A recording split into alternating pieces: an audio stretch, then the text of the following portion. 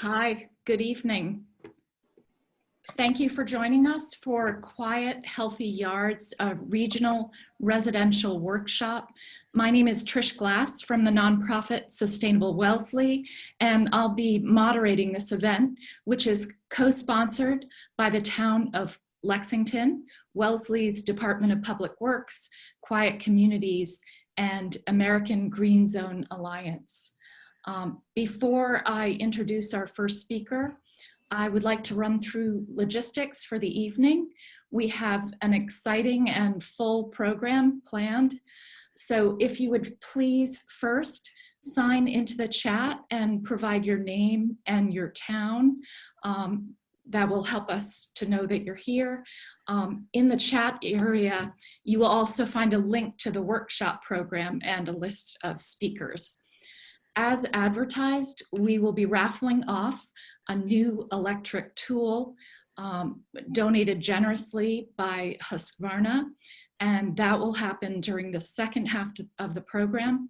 The winner must be present at the time of the raffle, so please stay with us. To run an orderly workshop, all participants will be placed on mute. We have lots of people in attendance, so that will make things easy. Please post any questions you have in the chat area, and I will pose them to panelists during 2 Q&A segments. I'll do my best to get to every question, but if I don't, please just reach out after the presentation. This event is being recorded so that it can be posted and shared with neighbors and friends, and perhaps with your landscaper too. We will send you each a link and some materials in the days following this. And I have one last announcement. There will be 2 hands-on equipment demonstrations on Friday, October 2nd, outdoors at Lincoln Park in Lexington. The first session will be from 10 to 11 a.m. and the second from 12 to 1 p.m. All Massachusetts COVID-19 regulations will be followed, so please bring your mask. Space is limited to 40 people per session, obviously to keep things safe. And you can register for those 2 sessions in the chat section. There's a link for you. So now to the program. I see that people are still entering. For those who have just joined us, please just sign in the chat area, and there are materials there, the program and the list of speakers. So we are thrilled to have with us tonight a guest who has special interest in the environment and in sustainability issues, State Representative Michelle Ciccolo, who represents Lexington and Woburn in the 15th Middlesex District in the Massachusetts House. Michelle, we are so happy to have you here with us this evening. Thank you, Tricia, and thank you all for being here this evening. I'm really pleased to be able to start this off and make very, very brief remarks. You have a fantastic list of speakers ahead of you and a very full agenda, so I'll be very brief. I want to thank our sponsors and especially thank Jamie, who is Jamie Banks, who many of you know, who is a driving force behind putting this together. This is a really important topic. We all know that our environment needs immediate and urgent attention. And in the legislature, this past session, the Massachusetts House of Representatives was pleased to pass the 2050 Roadmap Bill, which for those who follow this closely, you may be familiar with the Global Warming Solutions Act, which Massachusetts passed in 2008.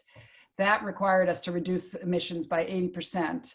By 2050. The 2050 Roadmap Bill that we just passed requires us to get to net zero, fantastic and very exciting, by 2050. And it also requires us to set interim benchmarks and do a host of planning to make sure we can actually meet that. So we know that it's not going to be enough to, put insulation in our homes and upgrade our heating systems and change our transportation system over. We're going to need every single sector to participate in this massive effort to really get us to reduce emissions down to net zero by 2050. And it's not just about emissions, it's also about toxics. As you'll hear from some of the speakers ahead of you, ahead on the program, there's some really bad stuff in gasoline engines, and it's the noise itself is terribly bad for our health. I'm really privileged to sit on the Public Health Committee in the legislature and the Environmental Committee. And it is increasingly evident to everyone how those two areas overlap and how important it is to make sure that we are addressing public health issues. And noise in our environment, as well as the emissions coming from these engines, are just not good for us. Plus, they make us all irritable. With COVID-19, we all know that when the landscape crews show up in our neighborhood, you can't do your work, you can't think straight. So I also want to give a shout out to the Noise Committee here in Lexington, which has been absolutely fabulous in advocating and pushing us in Lexington to try some innovative things.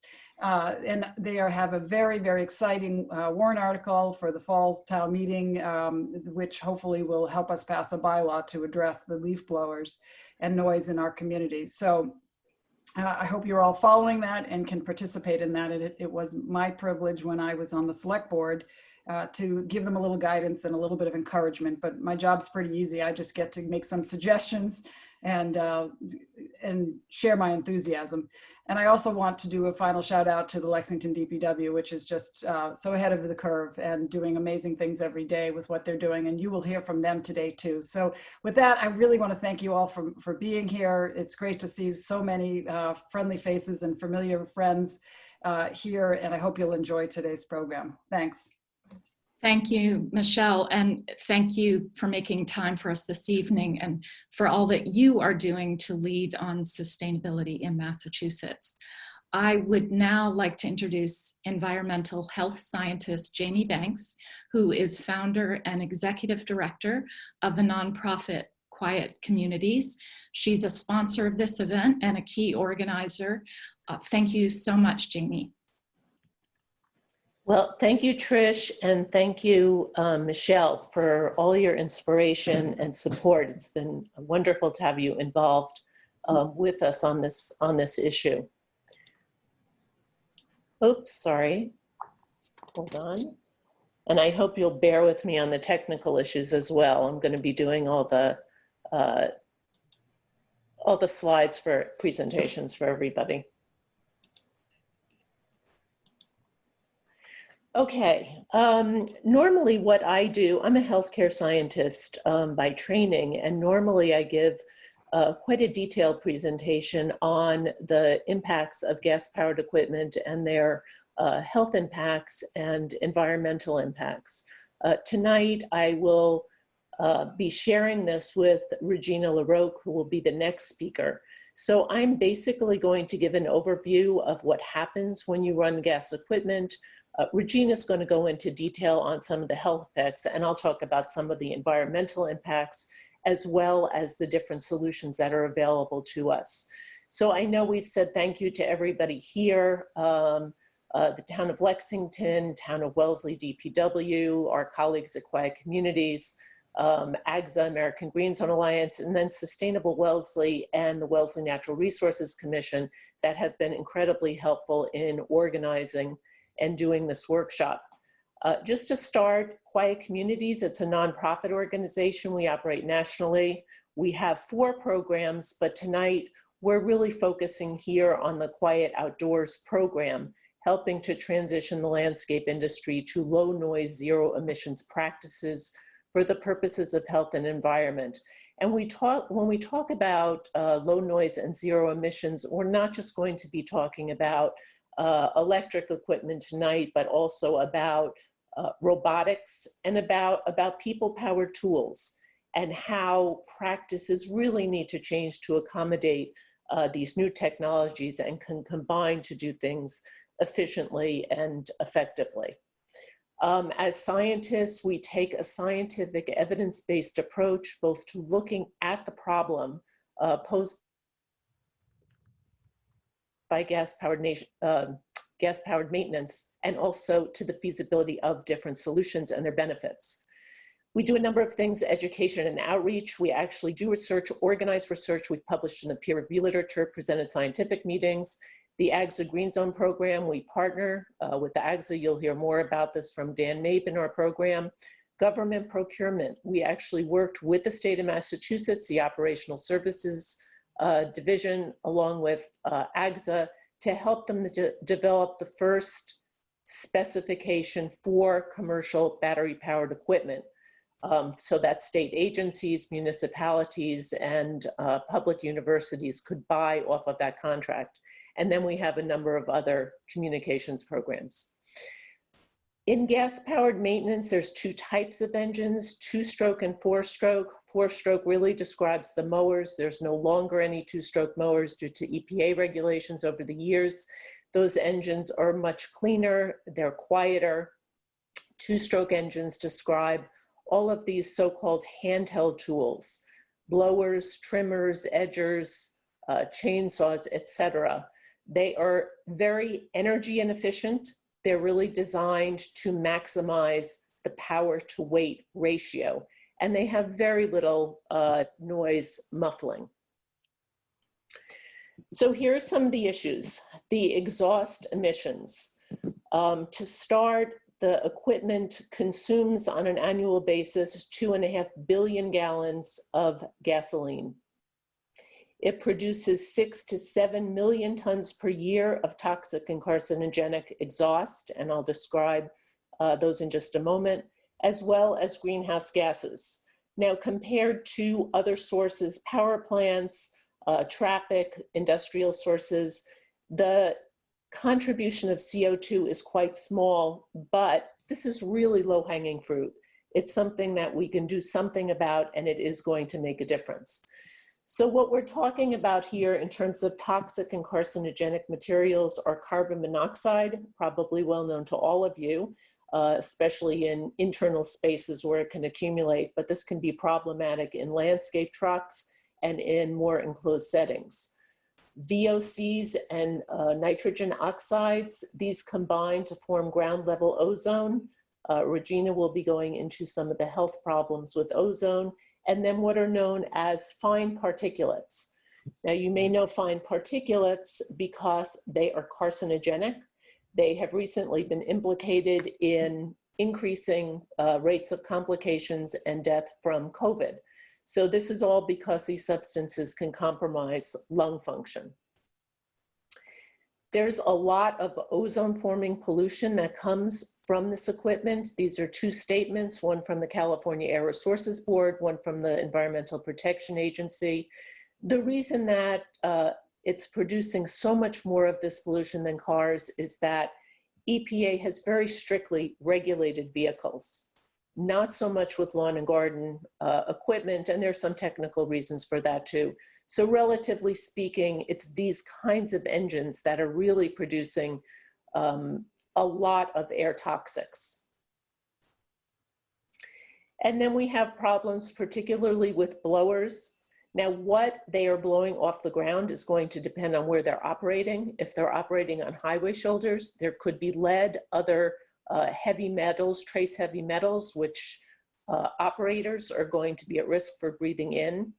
And then a whole variety of other things, whether it's things sprayed on lawns or that happen to be on hard surfaces or around trees, funguses, bacteria, things that can cause allergy and lung problems. Now for the noise, 85 decibels is the occupational safety standard for noise. This equipment, you can see here, is most of this equipment, lawn and garden equipment. This comes from the Professional Land Care Network, now known as the National Association of Land Care Professionals. This is a hearing conservation program. Yes, most of it is some more than 1,000 times noisier. So workers in particular, but really all of us are at risk from the noise from these machines. Now, the machine that's really been focused on is the leaf blower. We're talking about all lawn and garden equipment today because all the two-stroke engines really are very, very polluting. They all make a lot of noise, but this is particularly egregious to residents. And there's reasons for this. It's not only the noise levels, they're used frequently. They're throttled up and down constantly. They're used many at a time, which is out of compliance with industry guidelines. And we see them all over the neighborhood for all kinds of tasks. This gives you an idea for the leading brands of backpack commercial blowers, exactly what we're talking about in terms of decibel levels. Over 100 decibels at the ear of the operator, and a minimum of 78 decibels or 76 decibels here at 50 feet. Now, even at 76 decibels, these exceed levels that are known to be safe for both non-hearing health as well as hearing health. And Regina's going to go more into the health impacts of noise. Oops, let me go back here. I think I just clicked on a hyperlink.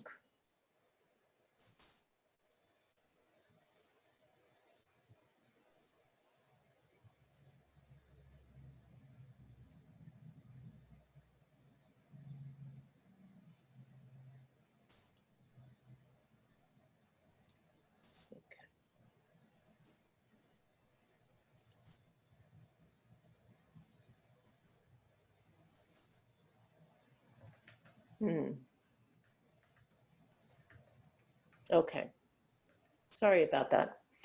A quality that makes the noise from gas blowers and actually other gas-powered engines is that there is a very strong low frequency component to the sound that carries harmful levels of noise over long distances. It has a wave that is this gradual sine wave type shape. And it has a very strong vibrational component that actually easily penetrates walls and windows. And so when we're in our houses, we're not necessarily protected from the invasiveness of this kind of sound. And it contrasts with sound from battery electric equipment, which does not have this strong low frequency component and tends to dissipate over shorter distances and not penetrate structures readily. And just a note, it's these low frequency components that are particularly dangerous to health. Now, ironically, as we're trying to tend to our landscapes and make them healthier, ground level ozone is actually very damaging to plants. And the way in which our equipment is used often is taking topsoil off of surfaces, depriving plants of nutrients, and leaving them exposed to disease. Noise, as well as pollution, is not good for our wildlife. It interrupts animal communications, prevents animals from finding reproductive partners, and there's all kinds of other things. Just as it affects our health, it affects wildlife health as well. And there are published studies more and more showing that in areas with man-made noise, I'm not just talking about this equipment, there is reduced biodiversity. A couple of other environmental hazards that people don't think about immediately is the amount of fuel that's spilled into soil and storm drains every year. Now you see here on the right this figure of 17 million gallons a year. That's a figure that came from EPA in the 1990s. We have many, many more pieces of lawn and garden equipment today. We don't have an update on that figure, but we can guess that it is much more. And this comes because when equipment is refueled, there's almost always a few ounces that get spilled. And then when things are blown, organic matter, grass clippings and so forth, these are also going into our storm drains. And then there's all the maintenance products that come with gas-powered lawn and garden equipment. It's the chemicals that are used to maintain the equipment, detergents, degreasers, et cetera. It's the containers that they come in that sometimes have these chemical residues. And it's the parts, spark plugs and filters that are all gunked up. All of this goes into our landfills, and some of the chemicals may be wind up in aquifers. So there's many solutions. You may know that there's over 200 cities and towns that have enacted legislation on leaf blowers, and that's certainly reasonable restrictions can be very helpful, giving a push for a transition, but there's also a variety of other practices that can help. Mulching leaves into the ground, using sustainable landscaping to reduce areas of mowing, raking, of course, animals. And then what we're going to focus on here today as a main component for certainly for commercial, but also for homeowners, is advances in battery electric tools. So we have a lot of benefits by using these alternatives. There's no emissions at point of operation. They are much quieter, especially the quality tools. Now people say some of the electric is noisier. That's true.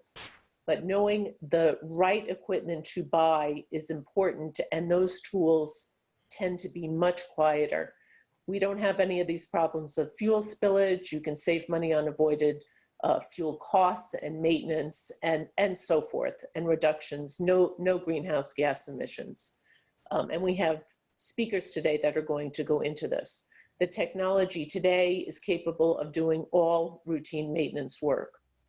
So how do we make a successful transition? We'll wrap this up in our closing statements, but educating people about these new technologies and practices is essential. There's going to be professional certification available in the future to professionalize this business sector, knowing the selection guidelines, implementing AGSA Green Zone programs. Dan's going to be talking about that, and measuring what the benefits of that is in terms of reductions in greenhouse gases, toxics, noise, fuel spillage, all of that goes along with that program. And then there's other things that can be done to move this transition forward.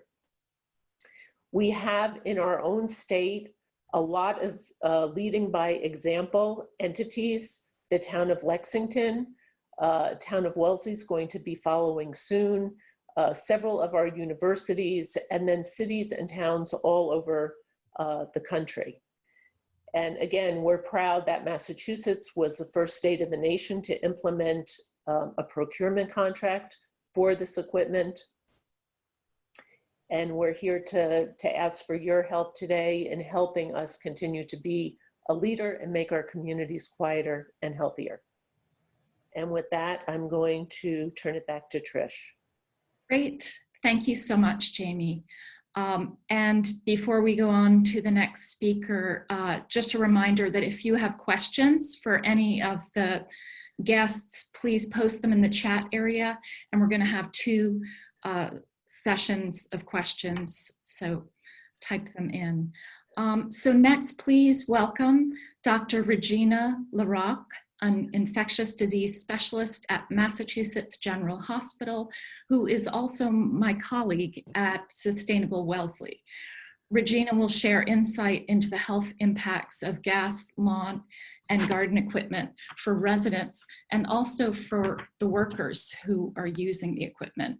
These are issues that are particularly relevant during the current pandemic. Thank you so much, Regina. Thank you for having me. It's really a pleasure to be here speaking with all of you about a topic that is frankly of great concern to me. As mentioned, I spent 3 years serving on the Natural Resources Commission here in Wellesley, so I came to have a great appreciation for the concern that residents have around this topic. And I hope just by my presence here today as a physician, I can convey to all of you that there are legitimate health concerns related to these devices, and I hope you'll end up understanding why an infectious disease doctor in particular is concerned about this. So next slide. So what are the concerns for health with regard to gas-powered lawn equipment? Well, I'm going to tell you a little bit about the things you've heard from Jamie. But we're concerned about noise, we're concerned about the chemicals that individuals are exposed to and the pollutants that are released through the emissions. And then we're also concerned about the material that is aerosolized in the course of blowing the ground. And I'll say a word about vibration as well. So next slide. I think, you know, whenever doctors talk about exposures to chemicals in the environment, we always like to highlight that, of course, everybody is concerned about their own individual health, but there are always vulnerable populations who we have to be especially concerned about. And that is certainly the case with gas-powered lawn equipment as well. So the people that we worry about the most are people who have existing respiratory conditions, children with asthma. We worry about pregnant women. We worry about people who are particularly sensitive to the sound effects, like children with special needs. And nowadays, I think infectious diseases are also a concern in the era of COVID, and I'm going to say a word about that. And then lastly, I just have to mention that pets also are a concern whenever we're talking about lawn care issues. So I consider all of these populations to be those at special risk. Next slide. So what exactly are we exposed to when we are around gas-powered lawn equipment? Well, there's a couple of important categories, and I just want to take a minute and explain what they are. So first of all, a big concern with any type of exposure to gas fuel are volatile organic compounds. They're called VOCs. And these are chemicals that are essentially carcinogens. There is no safe level of exposure to these chemicals when you inhale them. And I think many of us are familiar with benzene, for example. We also are concerned about the combination of these VOCs with other combustion products, particularly nitrogen oxides, because together with sunlight, they combine to form ground level ozone. And I don't know if everybody fully appreciates what ground level ozone is. We're very familiar with the ozone that exists in the atmosphere, which is a beneficial ozone that prevents ultraviolet light from reaching the ground.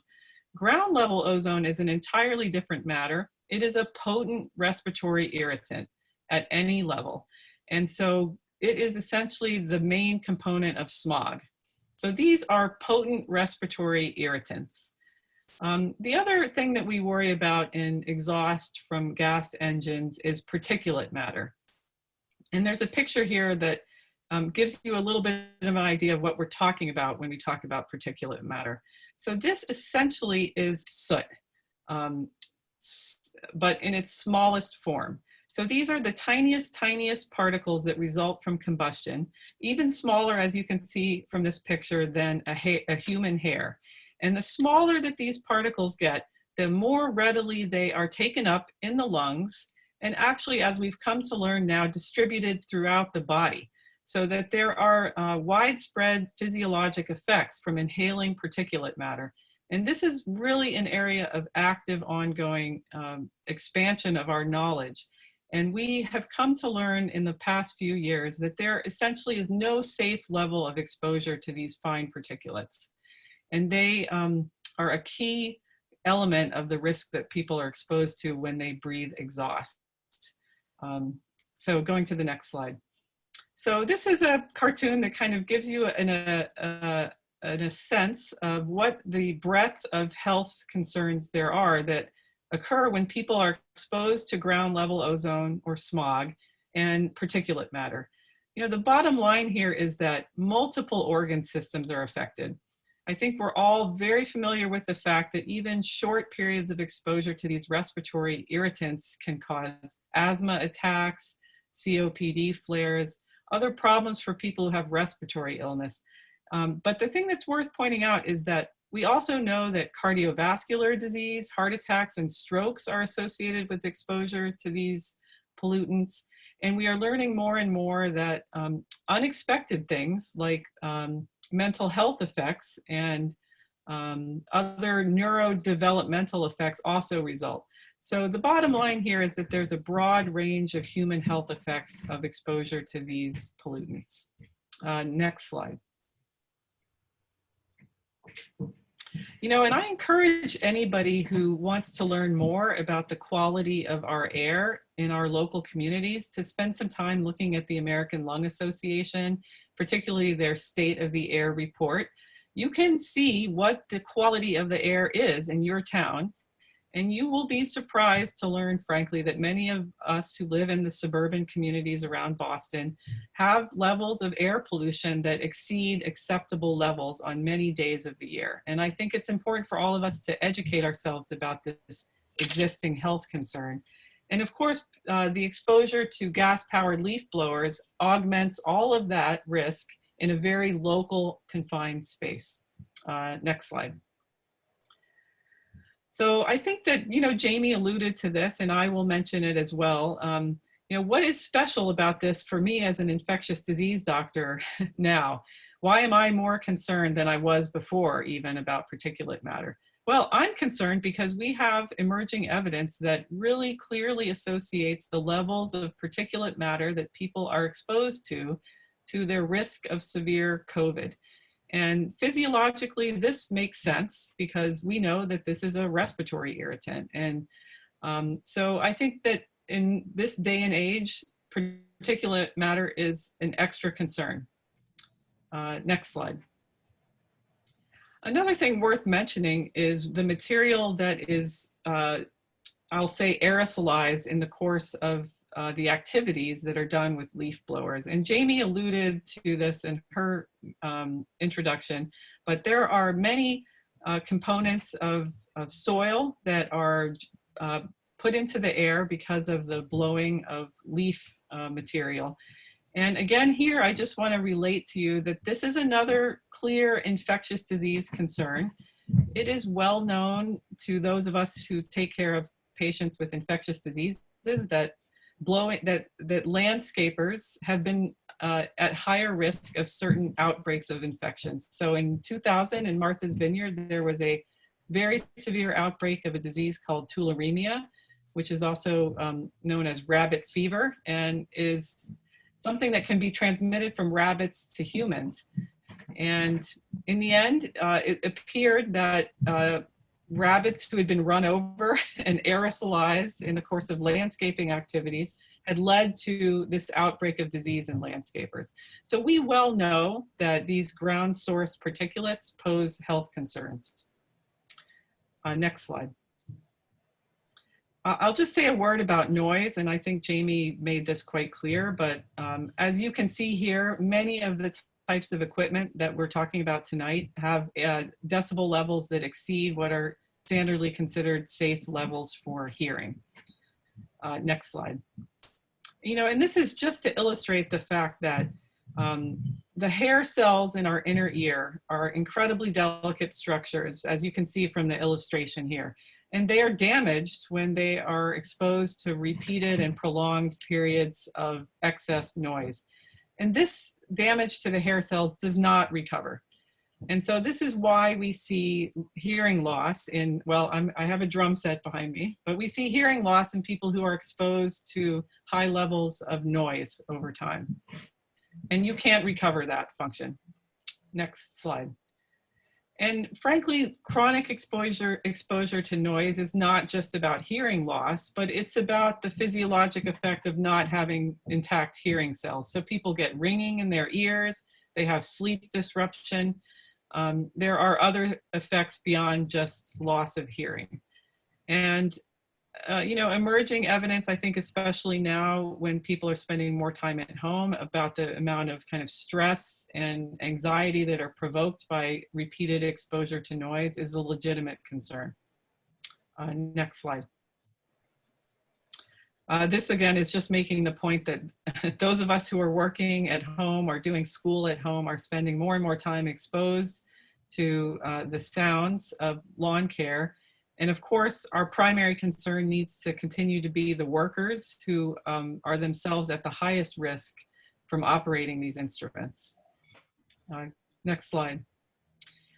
Another thing that occurs in the course of handling equipment that causes repeated vibration is that there can be damage to the nerves in the hands in particular.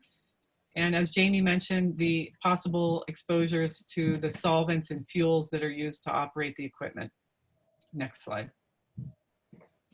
And as I mentioned at the top, I just will say that this is actually a concern of many professionals in the health field. Listed here are some of the professional associations that have raised concerns about the health impacts.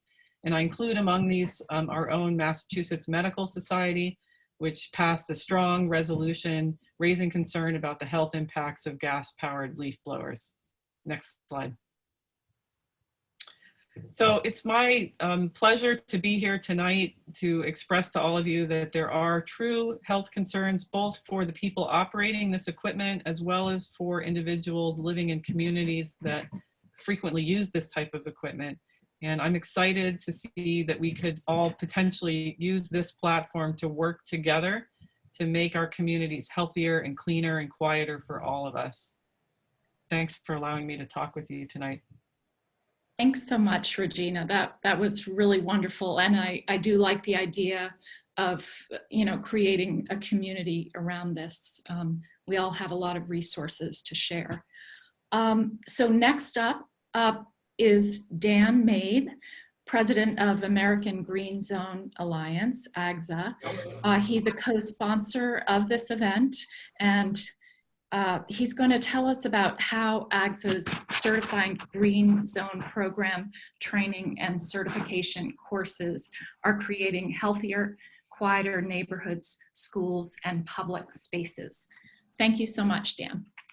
And thank you for that introduction, Trish. I'm coming to you guys live. Hello, everybody, from the Eco Quiet Hub tonight. And I believe it's Concord, Massachusetts. Last night, we had a great presentation that was geared toward professionals, but tonight it's going to really speak to the people that hire these professionals and do their own yards. So with that, I know we're very pressed for time. We'll just get right into it. Next slide, please. Okay, so we are the American Green Zone Alliance, otherwise known as AGZA. We are a leader in low impact grounds maintenance strategies.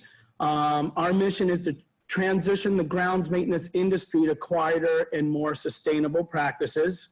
And some of the applications are commercial crews, private commercial crews, municipality schools, commercial and residential properties. Next slide, please. Okay, this is how we achieve those goals. Number one, we have our institutional green zone certification program that was mentioned. This is property transition, working very closely with quiet communities. We define, we measure, we verify, report, and then certify. And basically, we've been able to achieve some very large numbers since we started together with quiet communities as far back as 2013. I believe we are very close to exceeding over 1,000 serviceable acres that are green zone certified, if you will, AGZA Green Zone certified. Basically, we have converted entire cities where they were using all internal combustion, and now they're using mostly electric. Some have gone all electric, if you will. But the minimal requirement for an institutional green zone is to phase out all two-stroke equipment, and then we encourage them, as budgetary cycles allow, to go into the four-stroke equipment and the larger equipment. Our second program is our service professional certification, and this is education that is directed at the crews, the workers themselves, and their managers. Our third one, and it's a newer one, is our AGZA Green Zone Initiative, Residential Green Zone Initiative, otherwise known as ARGZI. This is going to highlight homeowner empowerment, a reimagined aesthetic expectation and standard, people-powered tools as a first option, and then battery, electric, and best practices. And then our fourth is our AFTC tool certification. And basically, AGZA will take tool platforms and put them through a very rugged and challenging process to make sure that we protect our audience when they go to invest in their battery equipment. Next slide, please. Okay, let's talk about some of the impacts. Now, I know you guys heard a lot about the impacts. I only have a few slides. And our impacts, you've seen a lot of very incredible scientific studies and slides, but here is more of a layman's look at those impacts. Here are our two most challenging issues with gas operations, our top 10. Of course, noise front and center at the top. And then emissions, top left, and then the vibration was mentioned. Coming from the grounds maintenance industry myself, I can tell you that I am suffering from numbness in both of my hands and wrists to this day.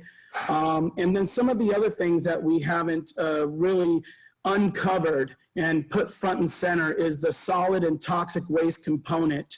And that is a result of maintaining a small gas engine cradle to grave throughout its life. And then of course, maintenance, it's required that the gas equipment requires much more maintenance than their electric counterparts. And then expense, of course, electric is going to be more expensive initially, but over time, if the tools are taken care of, you will reach your return on investment and then get into what we call the gravy period. Next slide, please. Okay, so again, a layman's look at noise. This is all of us relaxing in our yard. And then here comes the gas cruise. And this is literally what that noise profile looks like. We've seen the previous slides, and as Jamie mentioned, the gas tools operate at low frequencies. They travel long distances and penetrate barriers. Now, if you were to go electric, next slide, please. This is what it looks like when George Koretz and EcoQuiet Lawn Care come to your neighborhood operating their crews in our densely populated neighborhoods, if you will. So you can see what that visual looks like, and of course the hearing is much better. Okay, let's talk about solid and toxic wastes. We shadowed 10 gardening crews for a year, and coming from the industry myself, I know what is created and what is involved with maintaining a gas fleet. One worker can basically create over 70 pieces of waste that will end up in landfills, and this is stuff that does not and cannot be recycled. And on top of that, a lot of the solvents and chemicals inside these bottles, there's of course going to be little amounts. And not only is that, is the plastic going to be in the landfills, but if there's cracks in the bottles, those oils and those solvents and those chemicals are also going to be leaching into our soil. Next slide, please.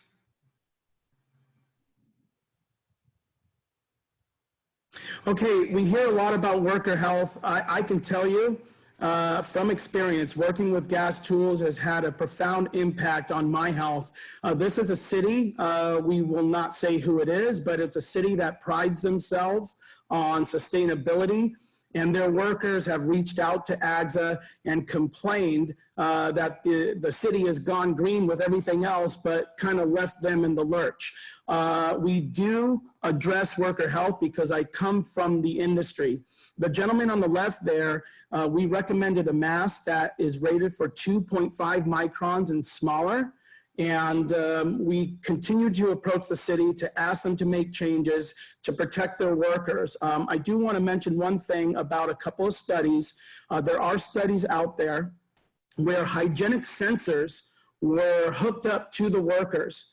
And then we shadowed the workers all day long, and you can see what kind of exposures these workers have every single day. It comes from Fair Warning. If you go to fairwarning.org, they have the entire study on their website. Next slide, please. Okay, so here are some of the positive solutions. I'm going to give a couple of our institutional programs, if you will. These are green zoning, the institutional green zoning. South Pasadena, roughly 5 years, was the first city to become AGSA Green Zone certified. They actually went all the way.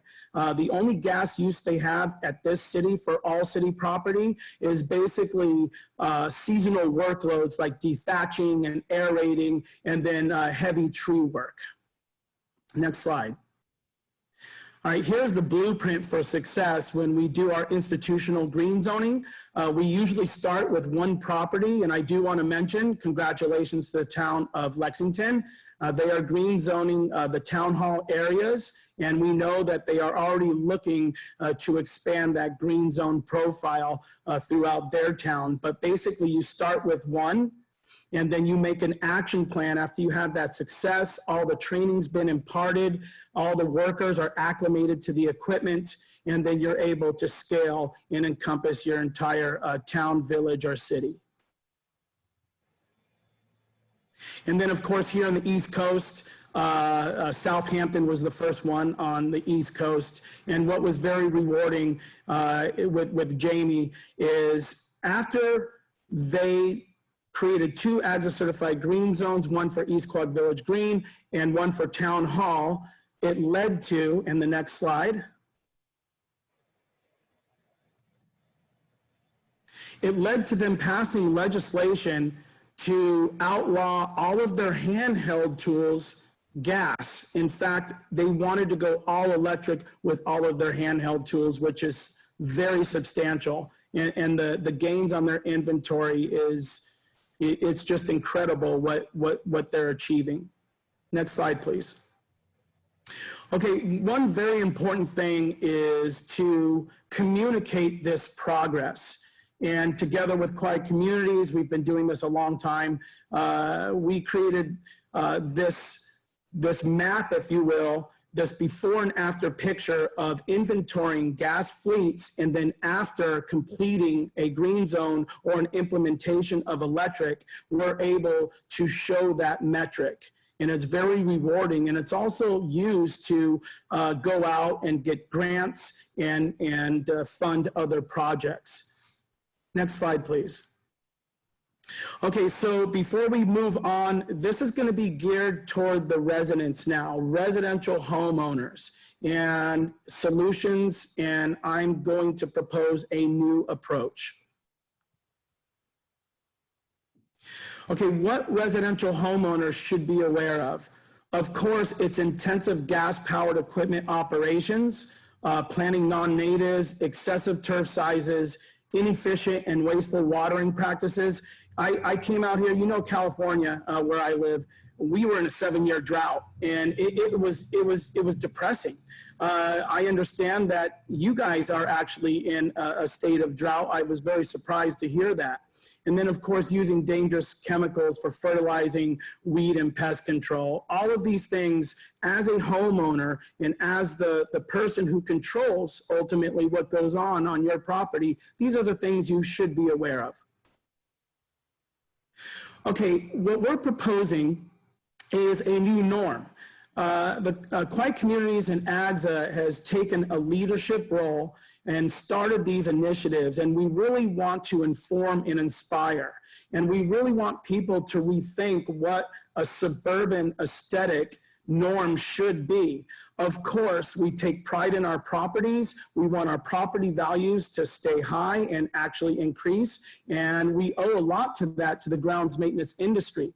But with that being said, we need to rethink if everything has to be just so perfect at a detrimental cost to worker health, the environmental impacts, and then, of course, at the, maintaining a perfectly manicured property.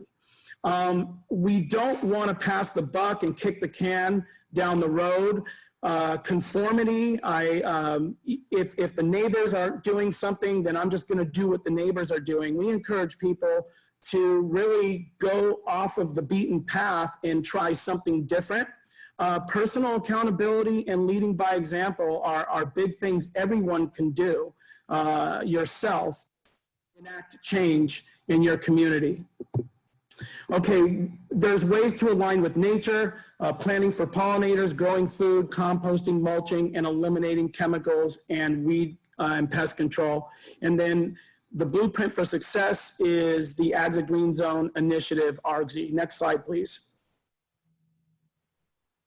Okay, you can use people-powered tools, rakes, brooms, ground sweepers, hand pruners, head shears, and reel mowers, battery electric tools, the full gamut, as you can see here. There are even rototillers and power washers and snow blowers now. And then of course you have all the corded electric equipment. You guys give me 1 second, my battery's running low, I gotta plug it in really quick. Okay.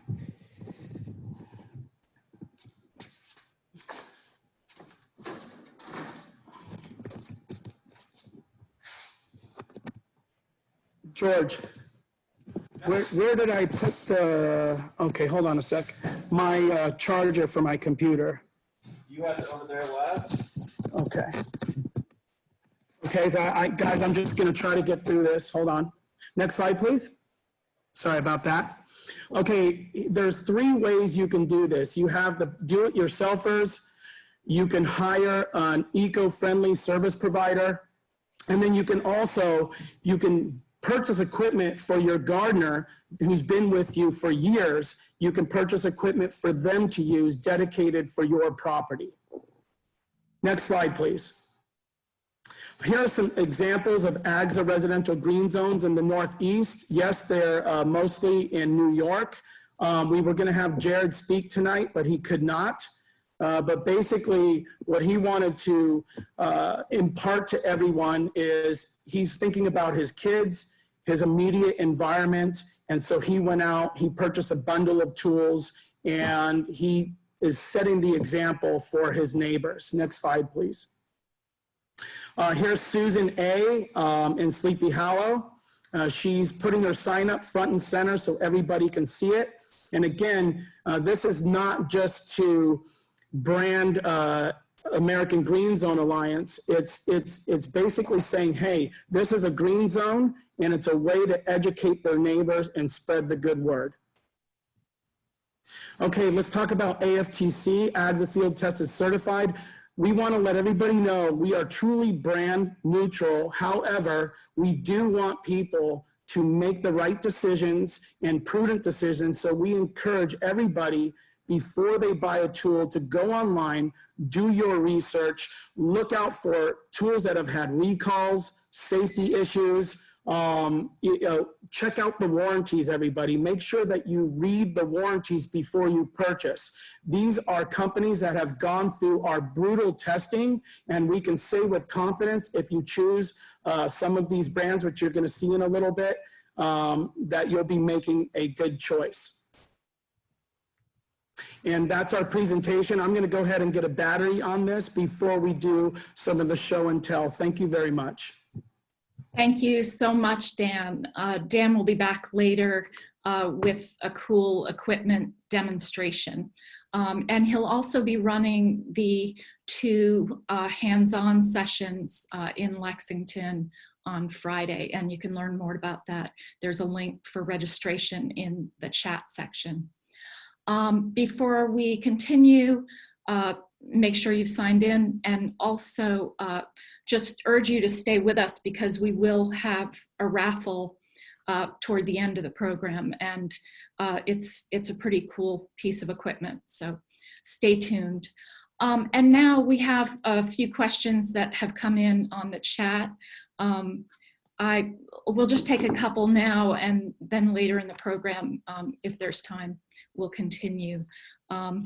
There was an interesting question about ticks and whether leaf blowers sort of exacerbate tick-borne disease. And there's a little discussion, there is a discussion going on about, whether that's because bird nests are disrupted, but is there someone who could speak to that? Regina? Yeah, I'll say a word about that. I find that this is a common question with regard to lawn maintenance. And I just want to say that from a health perspective, The way to prevent tick-borne illness is to take personal protective action on your own body, tucking your pants into your socks, putting tape around the intersection of your pants and socks, and wearing insect repellent on your body or clothes. I don't think there's any evidence that treating the environment is an effective way to prevent tick-borne illness. In fact, I think there's counteractive bad effects of trying to eliminate ticks in the environment. We cannot do that. They are part of the natural world. So the way to address ticks is for personal protective equipment and personal protective approaches. May I also mention, as a also originally an infectious disease physician, but it turns out the main predators of ticks are birds. They're not insects. And since we know that leaf blowers do interrupt bird communications and disrupt their habitats, so if anything, leaf blowers would make the tick infestation worse, not better. Thank you. And an interesting question, I guess in Brookline, there is an understanding by regulators that the sound of one leaf blower is equivalent in its effect as numerous leaf blowers. Does that make sense? So if you have one going, the damage it would do to your hearing would be the same as if you had 4 going. Perhaps Jamie or Regina or Dan could speak to that. Yeah, I can speak to that a little bit. I'm not an acoustic engineer, but decibels are not additive. In fact, they go on a logarithmic scale, and while having more than one, let's say, blower, can be louder, it can be more annoying because they're staggering, they're throttling up and down, and that's annoying too. You're not doubling it by having 2 blowers. You're adding incrementally. So it's really that one that is producing the vast majority of the noise, and then, the others incrementally. And just one last question before we continue. When you're talking about dangerous chemicals, someone's just asked, what are you referring to in lawn care? Dan, can you answer that? Dan may actually be off. We could save that one for him until later in the program. So let's just continue. There will be one more, Q&A session, as I said. So now we're going to hear from some panelists who will describe how they lead by example in their communities. I'd like to begin by introducing Nick Afshardis, who is a Lexington resident and a member of the Lexington Noise Advisory Committee, which was formed by residents seeking quieter, healthier solutions to routine residential maintenance. Thank you for joining us, Nick. Great. Thank you, Tricia. It's a pleasure to be here this evening. I have my email address here in case anyone would like to note it down and ask questions. I'm happy to answer questions after tonight's session as well.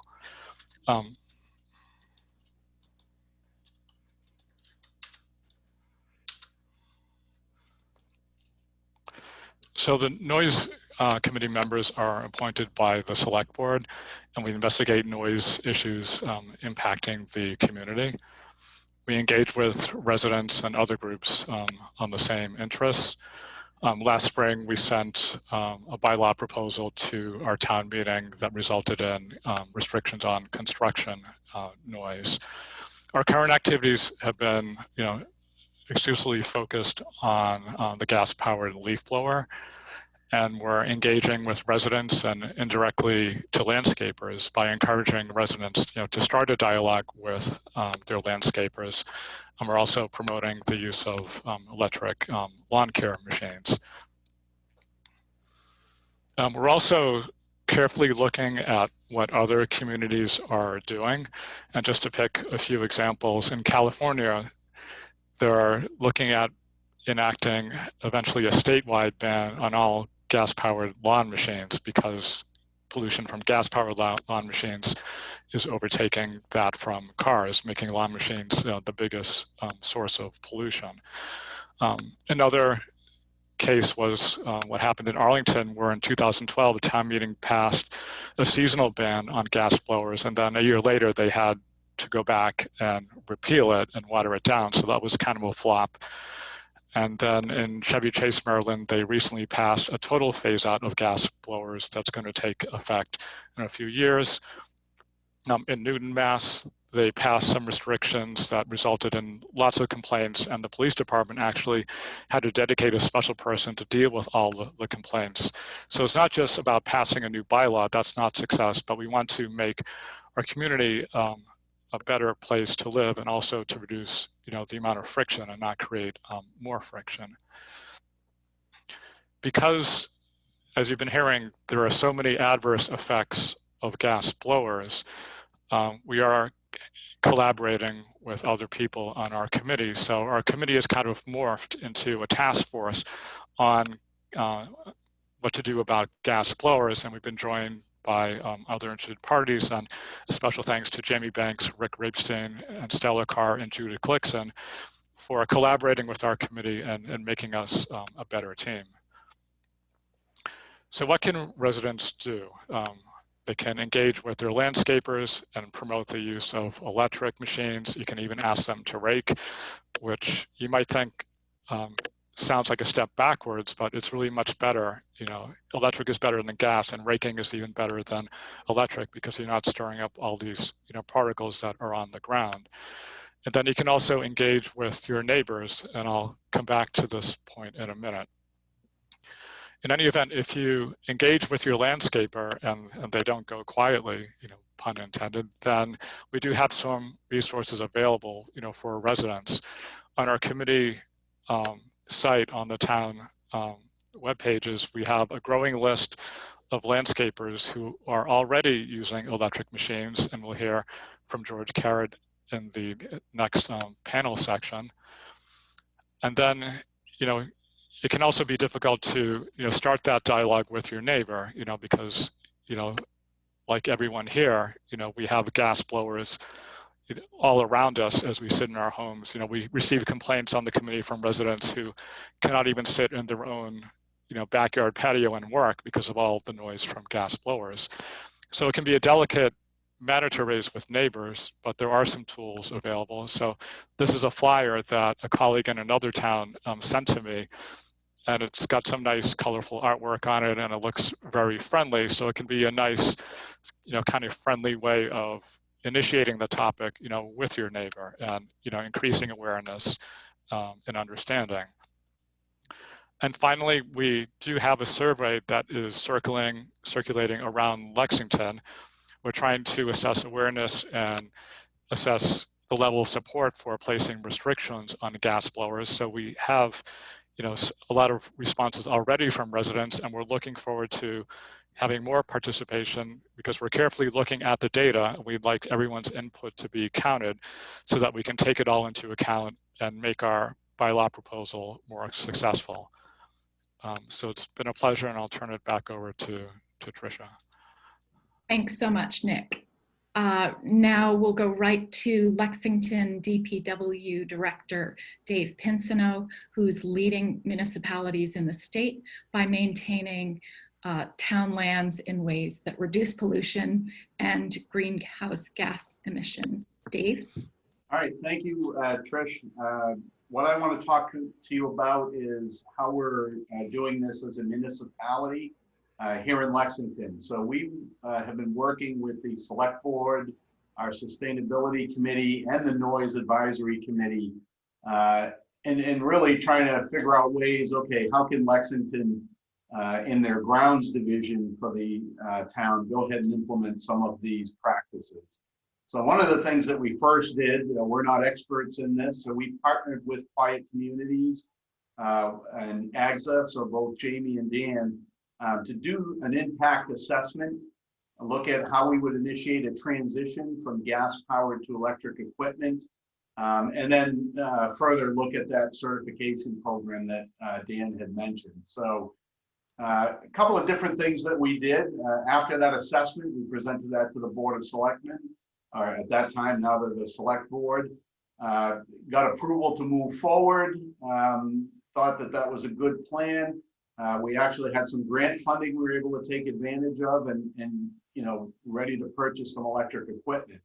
One of the things we really wanted to stress with our staff was involving our staff on that transition plan. They do this work every day.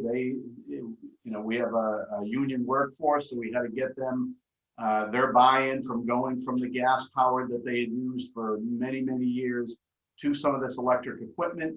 What may work best for us to transition this, and that we were going to do this in stages, and really speaking to them about some of those other things that were mentioned for the employee themselves, the vibration, the noise, the emissions, just the safety factors involved. So we really got that buy-in, and they were eager to go and try that. So we identified some properties that we thought we could make that more easy transition. And we started with the Town Hall complex. So in those of you in Lexington know that that's where we have Town Hall, our Cary Hall, which has a number of special events and meeting rooms, and the police station, and also the area where we have our farmers market and things like that. So really looking at that piece of it to see how we could implement switching to electric equipment and showing what we could do. We did a lot of equipment demos, and I would recommend that for anybody. There's a lot of equipment out there. The vendors were very good about letting us try out equipment. The workshops that Dan's going to put on tomorrow, take a look at that. Once we found equipment we thought would work for us, then purchasing that equipment. And in the course of using it, we wanted to evaluate that equipment. And we actually changed manufacturers after 1 year from one brand of string trimmer to another. String trimmers was really where we started. They're used throughout the whole town anyway. It was an easier implement to go ahead and get into the electric equipment area. So we have eliminated all of our gas-powered string trimmers and now use all electric. So not just in that downtown area that I mentioned, but all throughout all of our properties through town. So that was an easy one to do. We've also transitioned to electric push mowers for those smaller lawn areas. We have transitioned using electric leaf blowers from May until September, October. And they work very well for us during that time period. And we got approved in this year's budget, and we actually just got the purchase order. We're purchasing 2 ride-on electric mowers, again, to use in that downtown area. So we're really trying to see where we can implement it, but doing this in stages. One of the things that we are also doing is working with other municipalities, with the Metropolitan Area Planning Council, looking at getting some more grants available for municipalities to do this. So that would help with purchasing equipment, with tool barns, with education, with training and things of that nature. So if you go to the next slide, Jamie. So I'll just highlight a few of the things that we're doing here. So as I mentioned, that downtown complex. So if you look and follow Massachusetts Avenue down, our goal is to now expand down to where our library is, which is right over where you see Clark Street, where you see the Depot Place. We have a park area there, and transition it over to our 2 main historic areas in town, the Battle Green and the Visitor Center. We chose the downtown really to start because one, that's where there's a lot of people.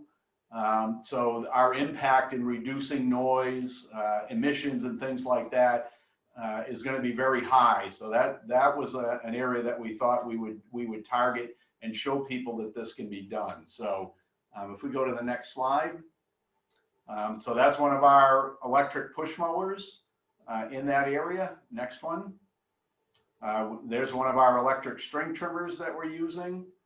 And if we go to the next one, that's one of our handheld electric blowers. And like I say, we use that for the bulk of the season. The next slide. So this gas-powered piece of equipment will have those new mowers in place for next year. So we'll be taking this out of this mix in this area and using those electric ride-on mowers that are about this size for us to do. So next slide, Jamie. So Dan had showed this. This is actually from our report that went to the selectmen. So as you can see, it talked about, just implementing some of these practices, some changes that we can make, both for annual and cumulative since we started introducing this program. So we think that this has been a real benefit for the employees and for the town. And we're finding that the costs over time are more of a benefit than they are a detriment. So we're implementing this program. The next slide. So future plans, again, we want to expand into some of the additional properties, looking for that AGSA certification. We are purchasing the larger electric mowers. We're going to look at some of our other equipment like chainsaws and things like that. I should have mentioned we do have electric hedge trimmers now. So, one of the things we're looking at is in emergencies, the reliability of the electric equipment for trees and roads and wires and things like that. But we are looking at these things on an ongoing basis to see where we can add equipment as we go. And then again, working with the MAPC. So that's kind of what I had. Again, the grant, these are some of the things that we're looking for it to do from municipalities. We do operate on the state contract. And, we're asking other communities to support us in this initiative. So, so with that, I will turn it back to you, Trish. Fantastic, Dave. Thanks. And next, we're grateful to have Wellesley DPW Director Dave Cohen with us, and he's going to talk about progress in Wellesley. Thanks, Dave. Hold on, Dave. Thanks, Trish. Good evening, everyone. Tonight, I'm going to give you a brief overview of our Park and Tree Division's maintenance snapshot, maintenance program, a snapshot of some of the equipment we use, our experience with battery-powered equipment so far, and then our planned next steps. The bottom line for us is that the switch to battery-powered equipment, at least for some of our equipment, is very doable. And based on what we just heard from Lexington, making the switch may not be as hard as we once thought. The map you see here shows our maintenance zones throughout town. The town is about 10 square miles in area. Next slide, please. Here are some statistics to give you a sense of our maintenance responsibility. As you can see, we have about 640 acres of passive recreation areas. This includes walking paths, parks, and conservation areas. We also have about 255 acres of active recreation areas, including playing fields, playgrounds, courts, and the town's pond and beach area. In addition to that, we maintain over 6,000 public shade trees, and in partnership with the town's Natural Resources Commission, we plant about 100 trees each year. We also maintain other areas, including municipal parking lots and over 60 landscape traffic islands. Next slide. To take care of all that, we have a staff of 17 landscape and tree care professionals, and they use a wide variety of equipment to get the job done on a daily basis. Our equipment roster includes, as you see here, 18 blowers, 35 trimmers, and 25 chainsaws. We have lots of other equipment to get the job done, but for the purpose of electrification, we're first focusing on these units. As you just heard Dave mention, line trimmers particularly seems like some low-hanging fruit. Next slide. Here's some action photos showing our horticultural technician, Wally Caban, demonstrating a couple of the units that we purchased last year to try out some of the battery-powered equipment. Although some of our folks are looking forward to trying more equipment, others are still skeptical. The concerns that I hear most frequently are related to durability and battery life needed to get the job done. Next slide. So from our limited sort of pilot test that we've done so far, we have some key feedback and takeaways.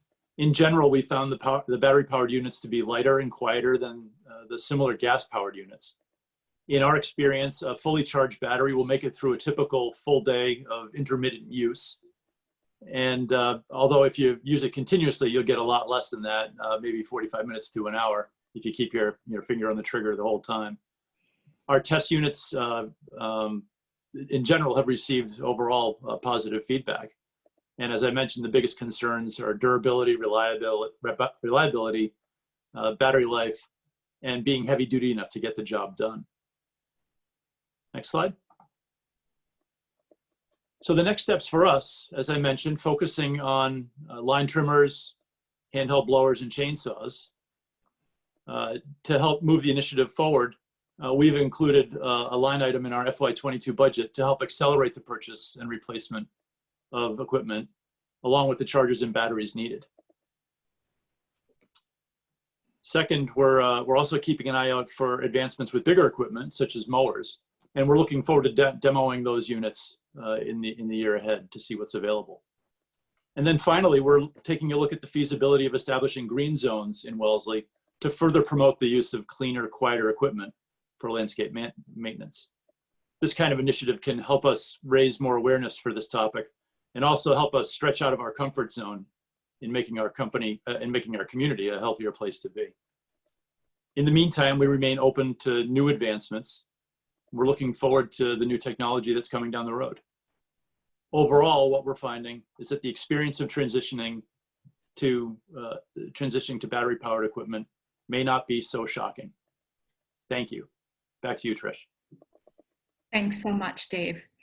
And I'm just going to move along now through the program. We have members of the new green business sector, which is fast growing in Massachusetts and nationwide, who will talk about how investing to reduce noise, pollution, and their carbon footprints has led to success in business. First, welcome George Carrette, owner of EcoQuiet Lawn Care in Concord, Mass. Thanks, George.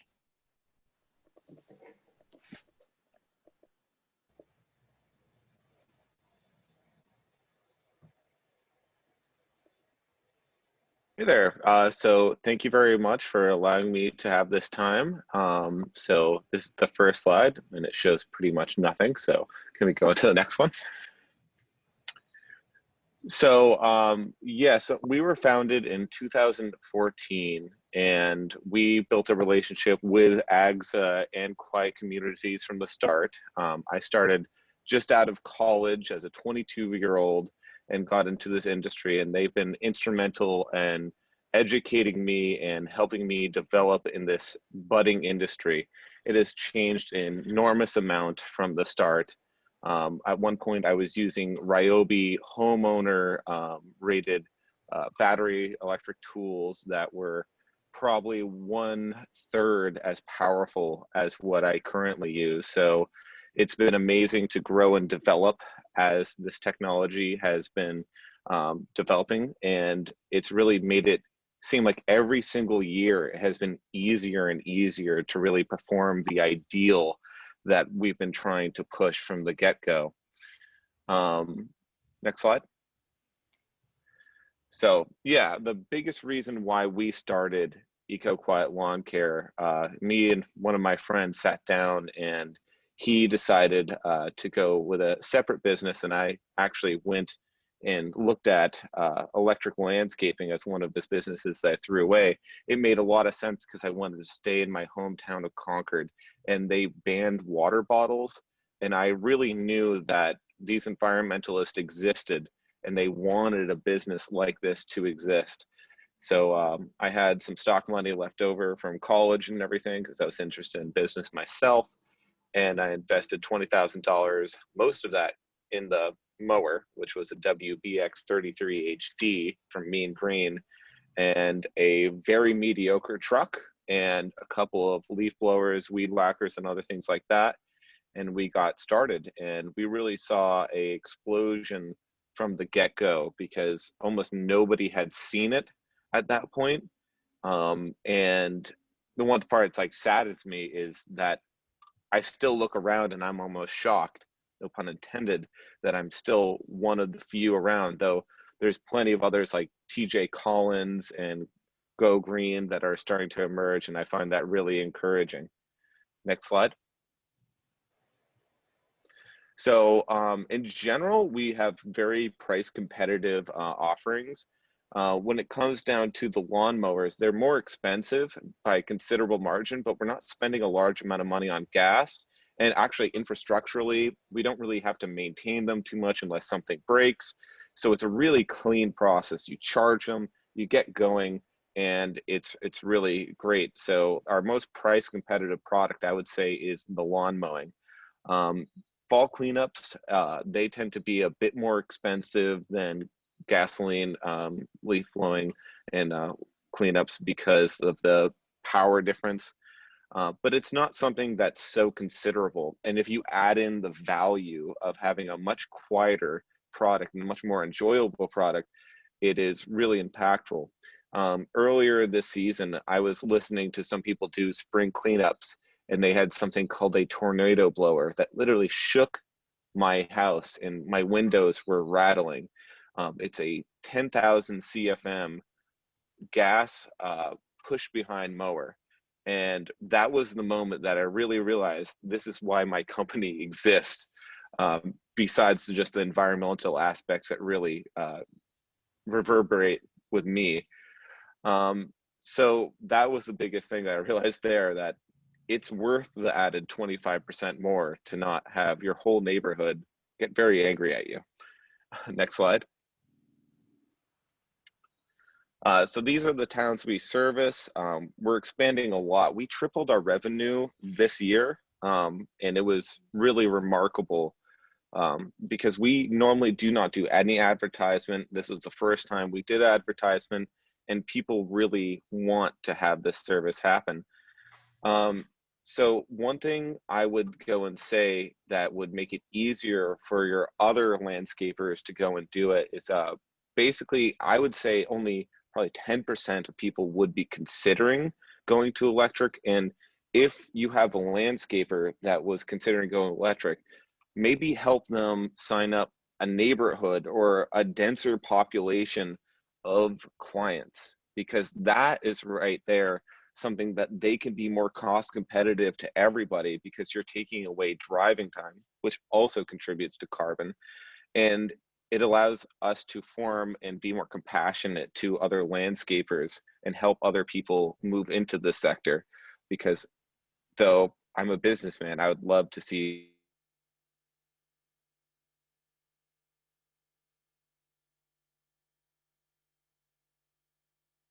next slide. Next slide.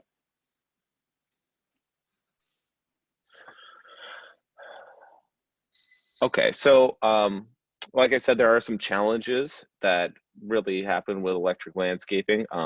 There is a high upfront cost for the batteries on lawnmowers, even though I've never lost money in a single year, and we've been growing our company pretty steadily for the last 6 years. There is a lack of competition, though it saddens me for the environmentalist I am. It's actually very good for business, and it means that all these other landscapers, if you can pitch it to them as an opportunity, can really get into this. And this is especially important, what I've noticed from younger landscapers and younger entrepreneurs, that they've gone and contacted me from Newport, from Florida, from Texas, asking about this. And I've always deferred them to AGSA and Quiet Communities because they have more facilities to help them with that. But it's really encouraging seeing this new generation of entrepreneurs get into this. So along with that, you know, we have to have a warehouse or a breaker that is good enough to charge a large amount of batteries. I believe in having an abhorrent amount of batteries. That's just my personal way I like to operate. I like to operate with 3 to 4 days of batteries at one time, because I find the idea of charging at people's houses and everything just clunky and not as practical. So I've never really worried about the money about it, and I've really never seen any lack of profit at the end too. So when you're growing a company as aggressive as I have, and you're still having profit even with higher cost, it means maybe it's worth it. Next slide. So these are the electric tools that we use currently. So all these electric tools, currently we use grid power, but the thing is, the real benefit of using grid power rather than an internal combustion engine, or some people even said a generator, is a lot of our energy comes from hydroelectric, solar. I know at least 60% of my energy currently comes from renewable sources, and we're actually looking for a provider to buy 100% renewable. And even if you were to use something like natural gas, just because it's a large facility that can use the energy from basically the thermal energy that gets wasted in an internal combustion engine, it's so much more efficient that even if you were to use coal or natural gas, you would still have a large carbon decrease from your electric usage. So it's really the perfect thing in all ways for the environment. Next slide. So there's a lot of new innovations that I'm excited about with electric landscaping. We personally ordered 3 Tesla Cybertrucks, and I think this is the new revolution that would really go and push electric, because it allows a 200 kilowatt hour battery bank that you can go and seamlessly go from taking your battery, using it in the field, to charging it right there. It reduces the clunkiness of going to your shop, taking batteries in and out. And I know my employees are really excited.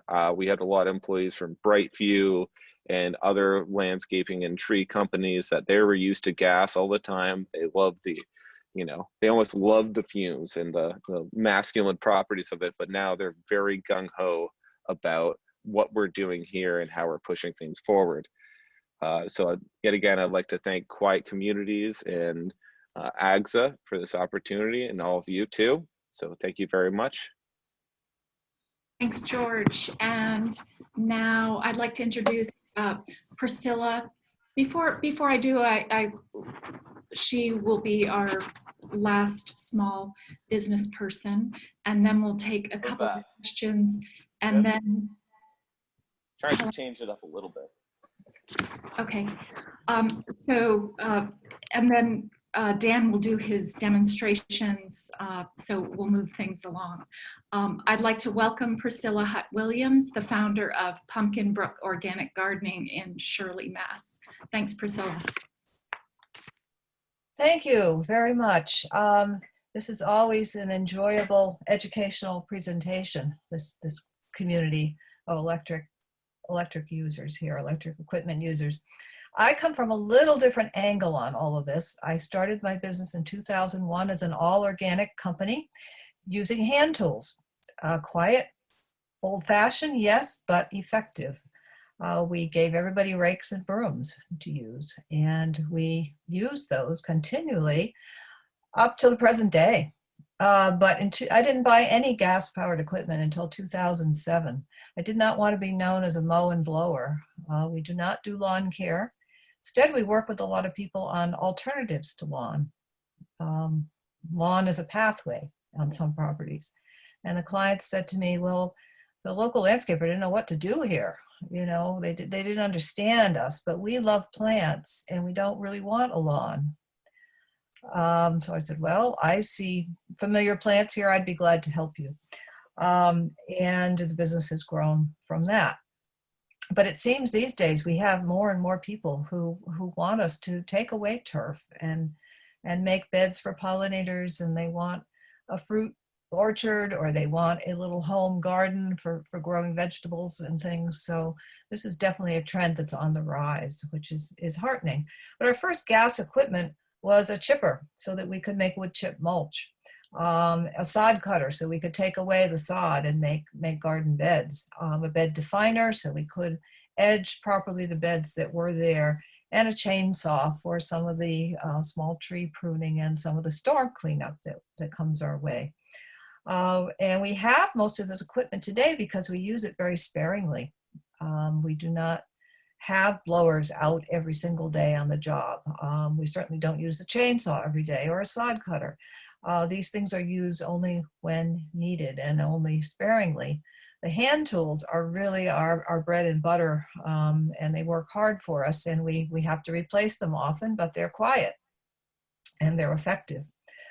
In 2017, we did 2014, we bought our first electric blower, and our clients loved it because it sounded quiet like a vacuum cleaner.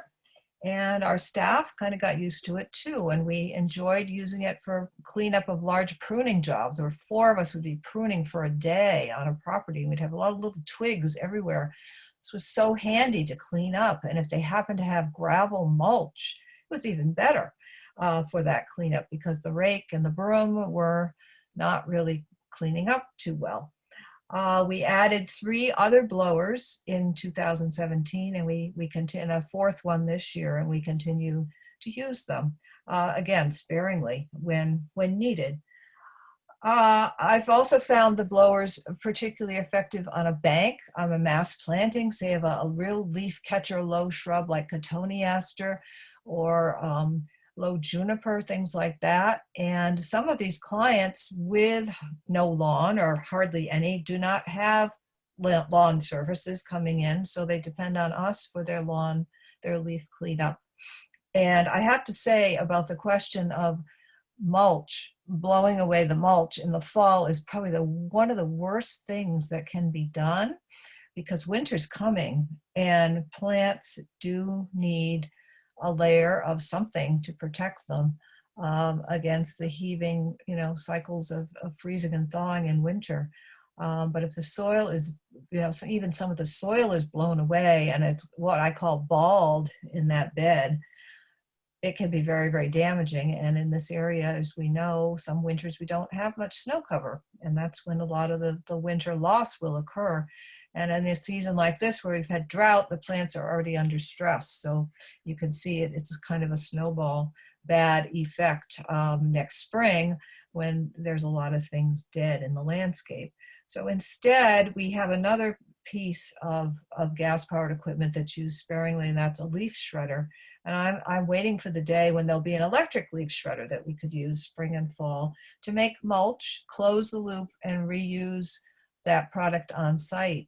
Is particularly lovely in a woodland garden or in a garden where everything is planted quite closely, particularly the perennials. The stalks will hold the leaf mulch in place quite nicely. It will break down and enrich the soil over time. So I'm waiting for the day when that kind of a product will come out and we can retire the gas-powered leaf shredder that we have at the moment.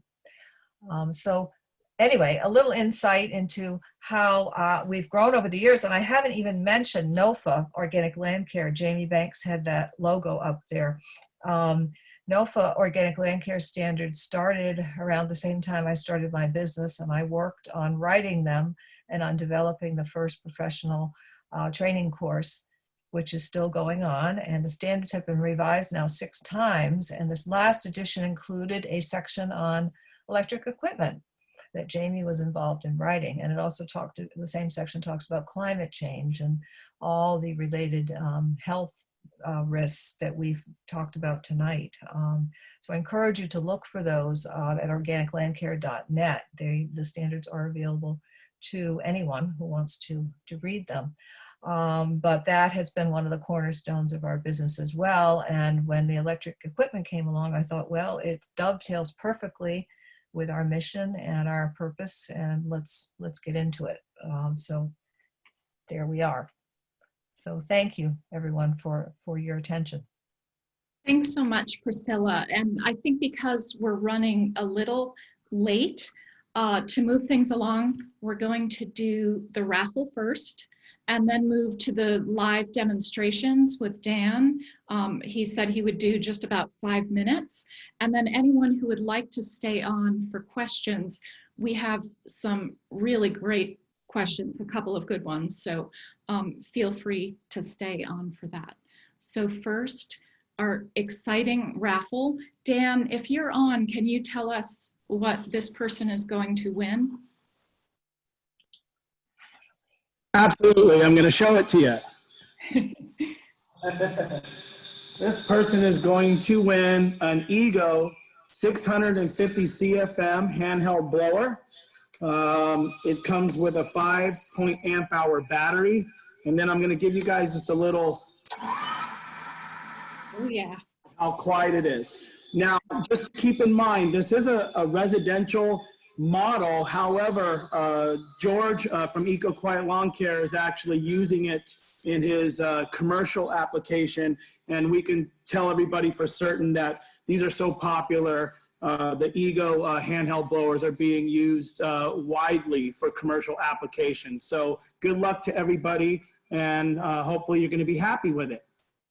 That's exciting, and I wish more of those were in use in my neighborhood, I can say. And the winner is John Mantak. If you're on, John, please just write your name in the chat so that we know you're here.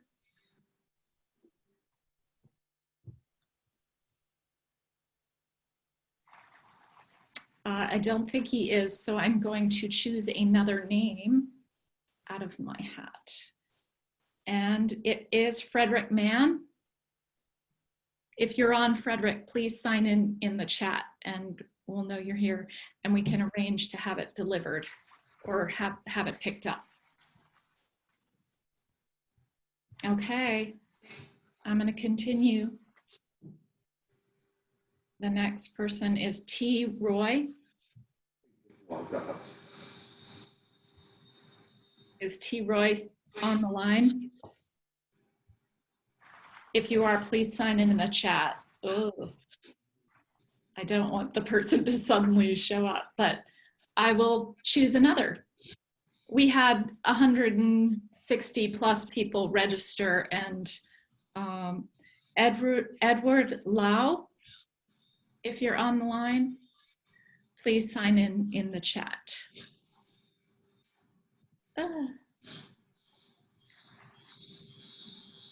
Yay. Edward is on, and he is our winner. So congratulations, enjoy your leaf blower. And Dan, if you would do the rest of the demonstrations, that would be great now.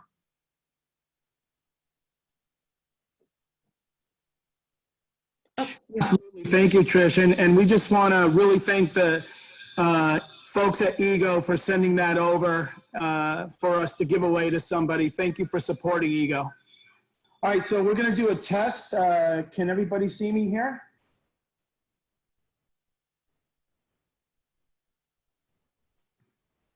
Trish, can you see us? Yeah, I don't think so. We're going to have to do it with this. I think it just greened up. Okay, Trish, can you see us here? I No, don't think she's so, George. making it green. No, it's green now. It's green. Why is it not going on? All right. I think we should just default to this. All right. Can you guys see me and hear me? Yes. They said Okay. yeah. All right. Okay, let's walk over and see what we have. All right, first of all, we have an extended head trimmer from Steel. It's an HLA 65.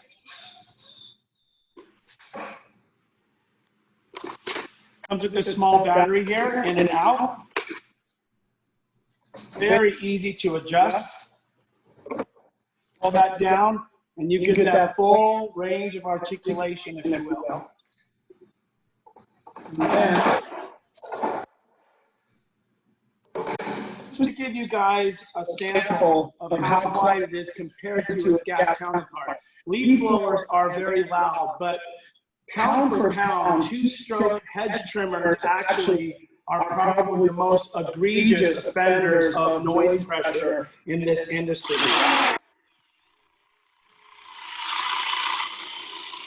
Now, if we were doing a two-stroke hedge trimmer, you would hear that for miles away. Okay, next over here, we have some, of course, the Ego blower, the handheld blower that somebody just won. And what's great about this company is they have a dual certification, AFTC certification, because their residential tools have actually proven to perform.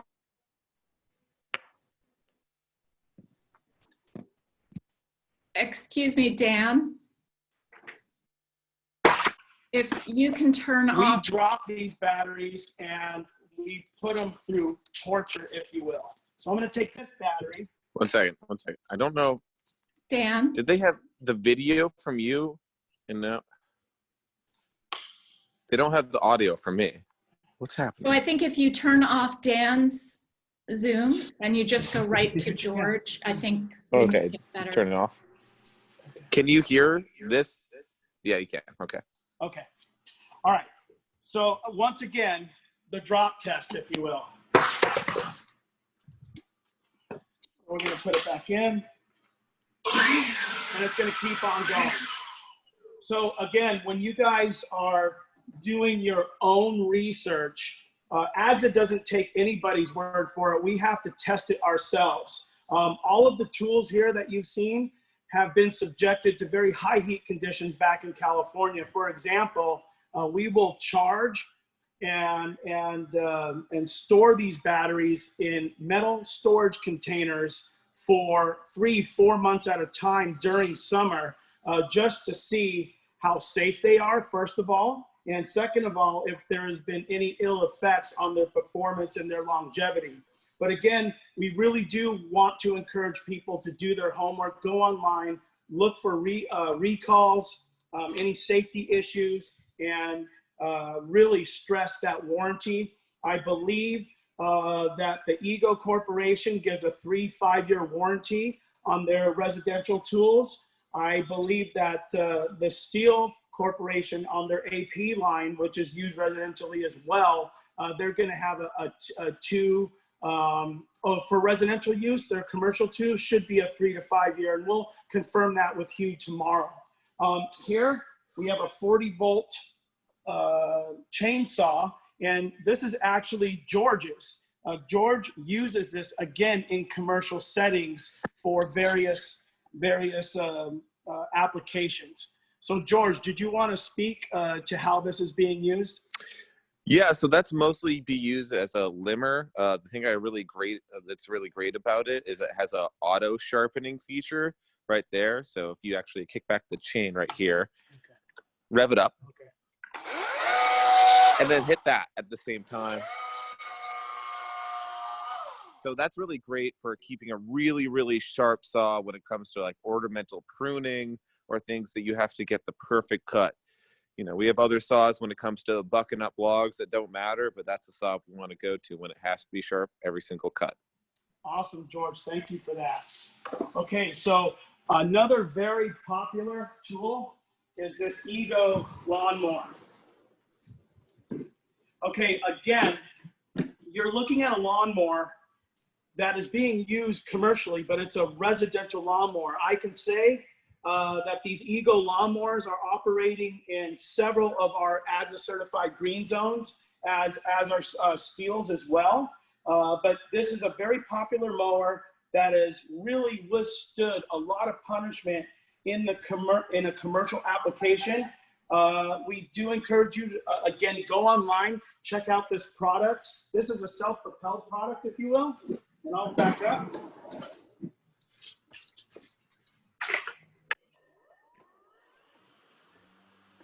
How wide it is.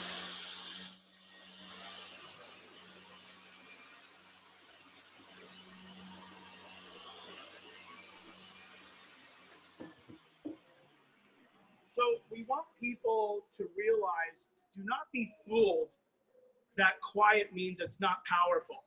Trust me, the torque is there. So again, we do encourage you to take a look at all things electric, but what I really like about this model too is how it breaks down.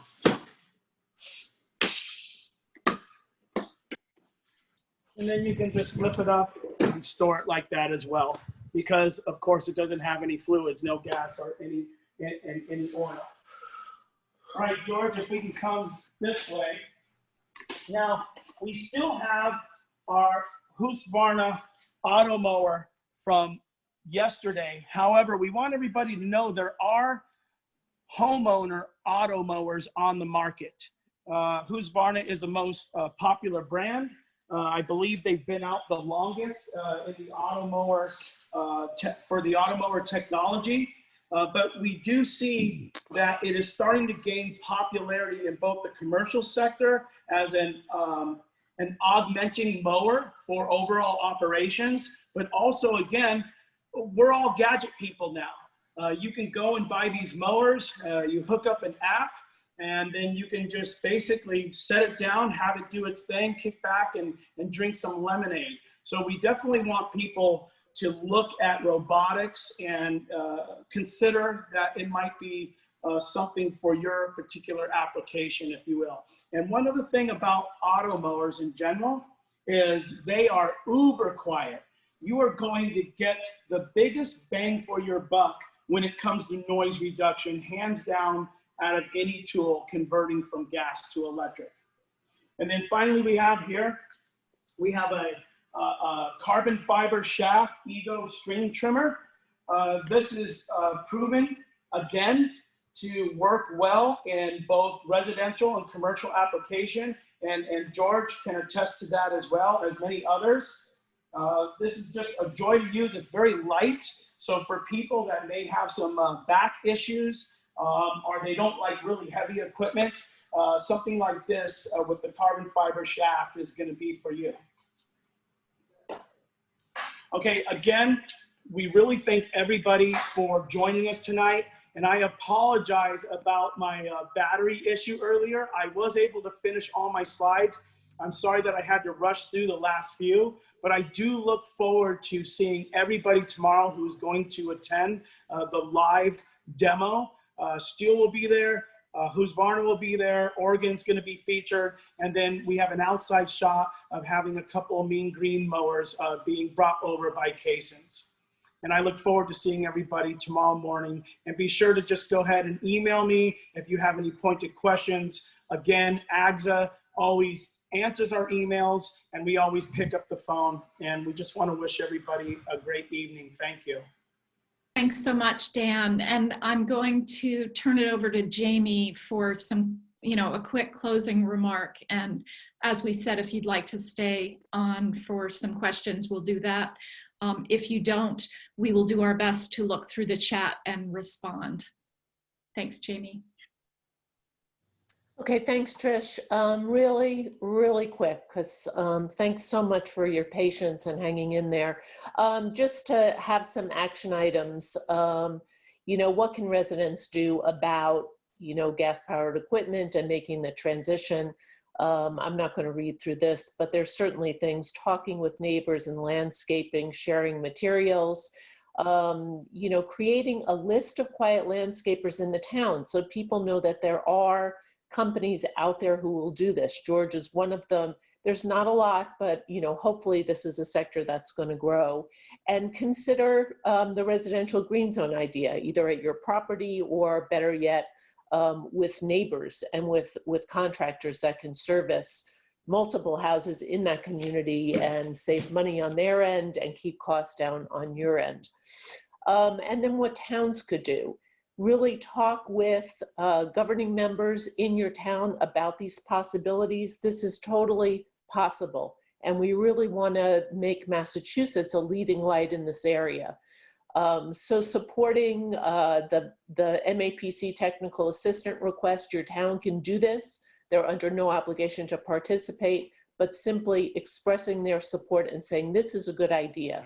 Dave Pinsonneau has letter templates. He can correspond. Lexington is taking the lead on this.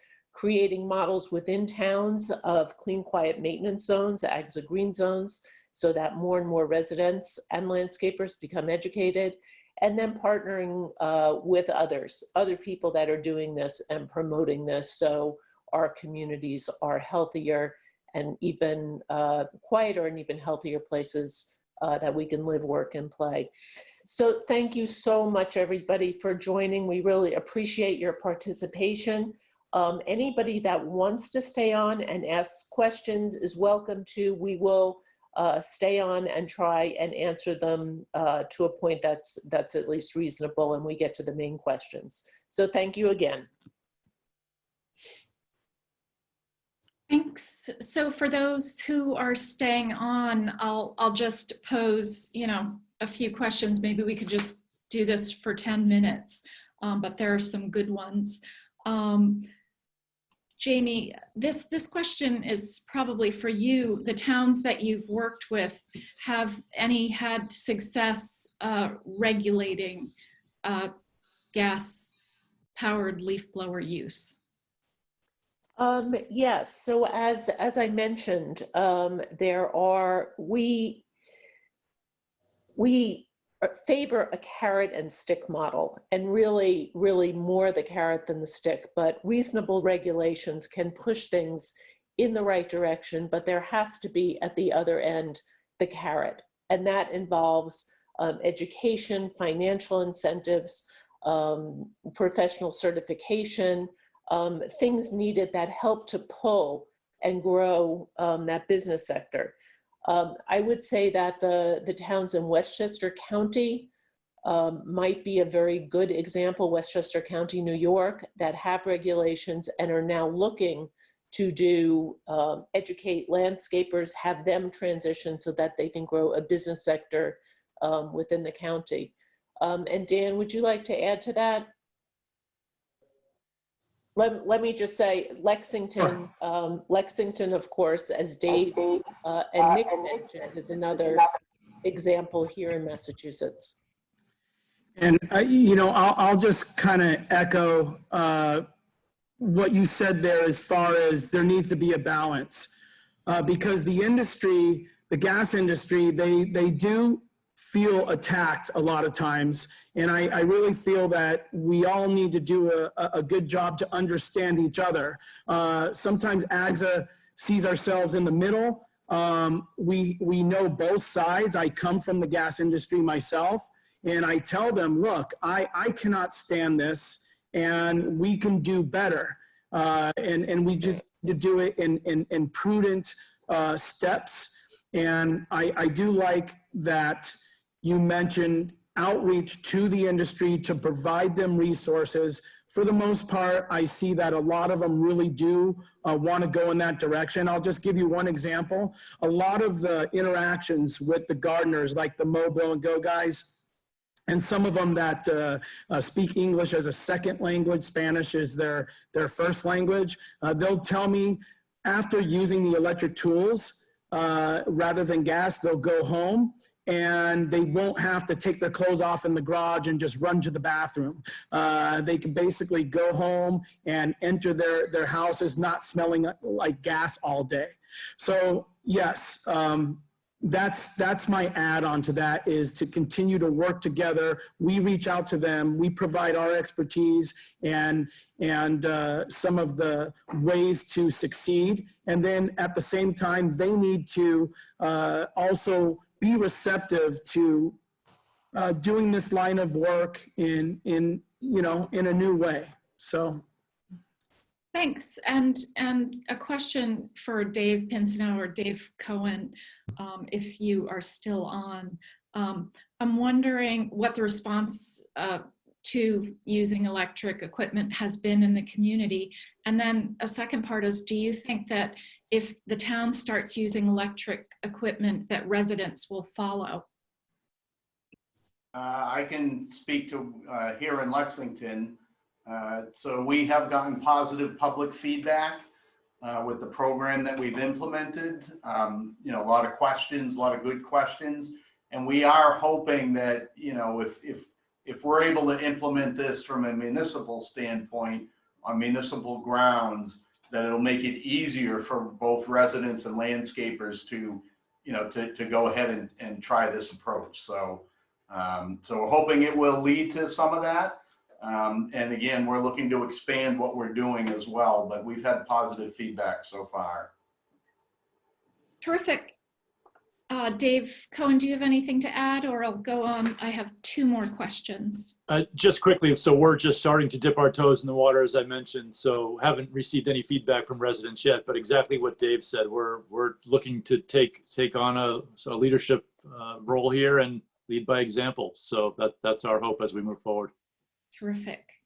And this may be for Dan. What's the best place for homeowners to purchase equipment? I would say you can go to big box stores, online. There's online resources, big box stores. I know that there's a nice chain of, I believe, Ace Hardware stores that carry some of the brands that you saw tonight. One thing you do want to do, though, is when you purchase a tool, make sure you're purchasing it from a place where you can have adequate aftermarket service after you purchase that tool. But the big box, the Home Depots, the Lowe's, and Ace, True Value, and then a lot of these manufacturers now also have their dealer network. So again, go online and do your research, and a lot of them have where you can plug in your zip code, and then they'll have a lot of different options for you to purchase throughout their distribution model. Great. I'd like to add something, Trish, that wasn't mentioned, but that is important. Within manufacturers' lines of tools, the batteries are interchangeable. So you're getting economies from buying like a suite of tools, or certainly more than one. When you do that, you can switch the battery from, for instance, the Ego mower to any of the hand tools and between the hand tools. Yeah, and just a quick add-on to that, the people that are creating green zones, some of them don't want to use anything motorized. They're doing it all people-powered, but some people are buying like bundles of tools to achieve an actual green zone on their property, and that coincides with what Jamie just mentioned, how advantageous that is to purchase more, and it's more economic. Okay, and one last quick question, although there are some others that will, we can respond to after this. But is anyone using plug-in equipment? Well, from our experience, absolutely. A lot of our residential green zones are using a combination of plug-in and people-powered, plug-in and battery, but plug-in is still out there, and for smaller yards, it's very enjoyable to use and very practical. We just don't recommend plugins being used around pools. Yes, that sounds wise. Yeah. And can you just quickly, one more time, Dan, just say the brands that we saw tonight so that people are familiar with the brands, please? Yeah, we saw a combination of Ego, Stihl, Husqvarna, and we saw an Oregon 40-volt chainsaw tonight. Great. So we are going to make a video of this presentation available to all participants, and we'll also post it on Sustainable Wellesley and the other sites, Lexington, and the nonprofits involved. So I will just say the final thank you for joining us, and have a good night. Good night. Take care. Thank you, everybody. Good night. Good night. Thank you.